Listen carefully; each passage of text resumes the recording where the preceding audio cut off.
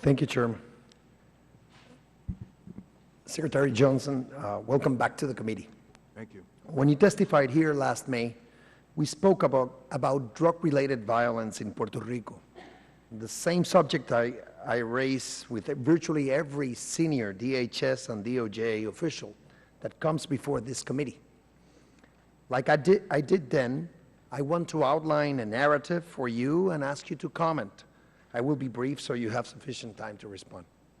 In 2011, there were 1,136 homicides in Puerto Rico, an average of over 3 a day, the most violent year in the territory's history.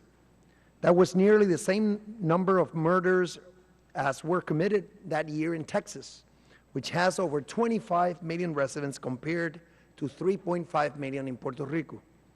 Most murders in Puerto Rico are linked to the drug trade, since Puerto Rico is within the U.S. Customs Zone and is used by organizations transporting narcotics from South America to the U.S. mainland.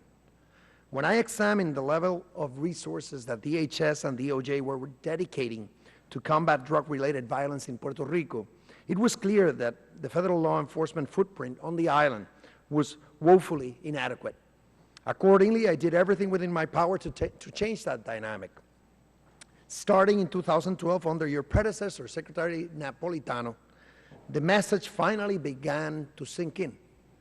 DHS component agencies like the Coast Guard, ICE, CBP started to step up their games. The Coast Guard has massively increased the number of hours that its ships and planes spend conducting counter-drug patrols around Puerto Rico. ICE surged its agents to Puerto Rico, where they arrested hundreds of violent criminals and seized vast quantities of illegal drugs and firearms. CBP assumed control of the aerostat program from the Air Force and moved quickly to repair the radar in southern Puerto Rico that had been inoperative since 2011. The actions taken by DHS, in conjunction with its federal and local partners, have made a major difference in a very short period of time. Each year, the murder rate has declined. In 2014, there were 681 homicides in Puerto Rico. That is 40% lower than 2011. In 2015, to date, there have been 287 homicides. If current trends continue, there will be half as many murders this year as there were in 2011. I am not sure if there's any other jurisdiction in the world that has experienced such a steep and rapid crime drop.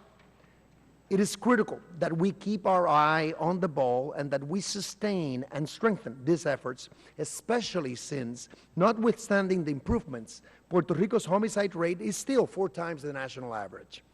Rest assured that I will continue to do my part. As you know, the Coast Guard is modernizing its fleet of vessels in Puerto Rico, replacing our 6 older vessels with 6 modern vessels.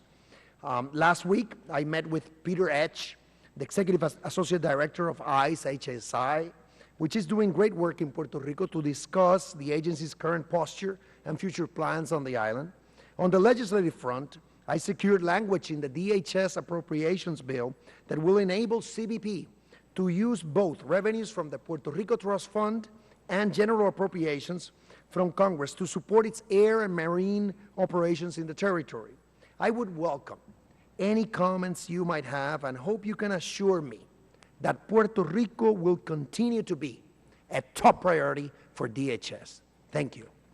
The answer is yes, and since we last met last year, we have created and operationalized my Southern Border Campaign strategy, which brings to bear all of the resources of my department in different regions in a coordinated fashion. We're doing away with the stovepipes. So we have a joint task forces east, for example, which is for the southeast part of the country and the maritime approaches, where we now have, in a combined and coordinated way, all of the border security law enforcement assets of my department devoted toward the southeast.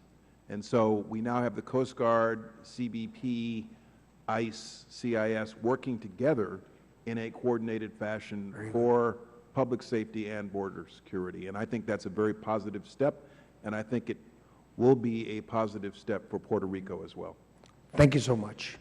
Gentleman from Puerto